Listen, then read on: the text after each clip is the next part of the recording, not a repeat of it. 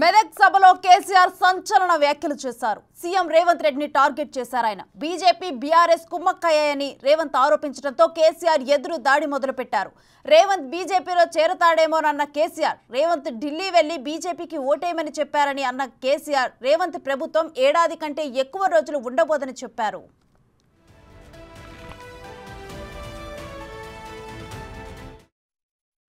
ముఖ్యమంత్రి మాట్లాడే మాటలు చూస్తే సభలలోనే వణుకుడు చూస్తే తిరగబడ్డ జనం తెలంగాణలో సర్వే రిపోర్ట్లు వస్తున్నాయి. కాంగ్రెస్కు 2 సీట్ల కన్నా ఎక్కువ రావు అని.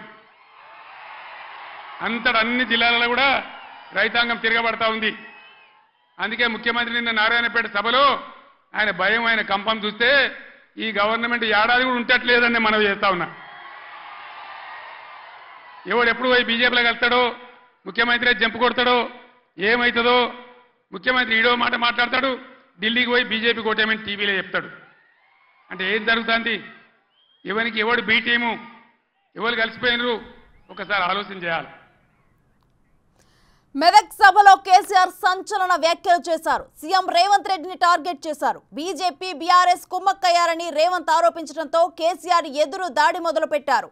రేవంత్ బీజేపీలో చేరతాడేమోనన్న కేసీఆర్ రేవంత్ ఢిల్లీ వెళ్లి బీజేపీకి ఓటేయమని అన్నారని చెప్పారు.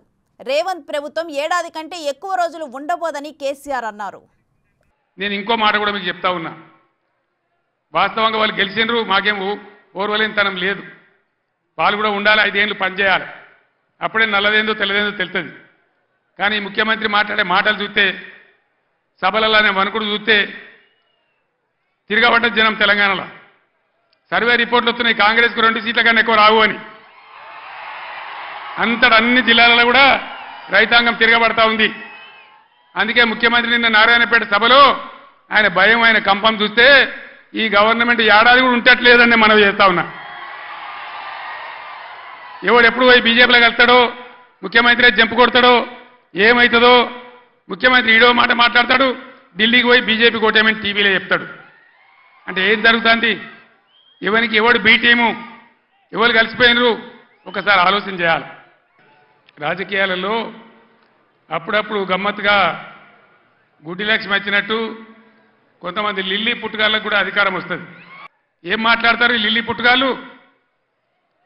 నీ గుడ్లు వీకి గోటీలు ఆడుకుంటాము, నీ పేగులు తీసి మెడలేసుకుంటాము, నిన్ను పండబెట్టి తొక్కుతాము, నీ ముడ్డి మీద షెడ్డి లేకుండా షెడ్డీలు గుంజుకుంటాము. ఇదేనా 10 ఏళ్లలో నేను ముఖ్యమంత్రి ఉన్నప్పుడు ఒక్కసారి ఇటువంటి మాట విన్నారా? ఇంత అగౌరవంగా మాట్లాడినామా? నేను ఇవాళ చెప్తే మీకు ఎక్కువ చెప్తుందేమో అనిపిస్తుంది, కానీ రాసి పెట్టుకోండి. పార్లమెంట్ ఎన్నికల తర్వాత తెలంగాణలో కూడా తప్పకుండా రాజకీయంగా చాలా మార్పులు జరుగుతాయి. అందులో ముఖ్యమైన మార్పు అతిపెద్ద మార్పు ఏంటంటే నెంబర్ 1 జంపింగ్ స్టార్ ఎవరంటే ఇదే రేవంత్ రెడ్డి బీజేపీ గుర్తుపెట్టుకోవాలనే మాట నేను వచ్చిన ఒక 30 ఎమ్మెల్యేలను తీసుకొని ఎక్కడ కేసులు పెడతారో, ఏం చేస్తారో అనే భయంతో ఫస్ట్ జంప్ అయ్యే మనిషే రేవంత్ రెడ్డి. అందుకే మీరు చూడండి, నిన్నగాక మొన్న ఒకటి ఢిల్లీలో ఒక టీవీ షో పోయింది. ఆ టీవీ షో ఆప్కి అదాలత్తే అక్కడ కొంతమంది పిల్లల్ని అడిగింది, మీరందరూ మొదటిసారి ఓటేస్తున్నారు, ఎవరికి ఓటేస్తారని అడిగింది. అడిగితే వాళ్ళు ఎవరో కొంతమంది పొలాలు బీజేపీ వాళ్ళు తెచ్చి పెట్టినట్టు వాళ్ళ బాబు తెచ్చిపెడితే వాళ్ళు మేము మోడీ కోటేస్తామన్నారు. కాంగ్రెస్ వాడు ముఖ్యమంత్రి, ఆ పిల్లగాడేమో మోడీ కోటేస్తా అంటాడు. ఏం చెప్పాలి? అరే తప్పు చేస్తున్నారు, పోయి మోడీ కోటేస్తే ముంచుతారని చెప్పాను లేదా? రేవంత్ రెడ్డి ఏమన్నాడు? అడిగితేనా వేసుకోండి మోడీ, దాంతో మోడీకో. కాంగ్రెస్ ఉన్నాడా, బీజేపీ ఉన్నాడా, రాహుల్ గాంధీ మనిషా, మోడీ మనిషా? ఆలోచించుండ్రి. ఇదే పార్టీ వాళ్ళు కాంగ్రెస్ వాళ్ళు ఏమన్నారు అసెంబ్లీ ఎలక్షన్లప్పుడు? బీజేపీ బీఆర్ఎస్ ఒకటే,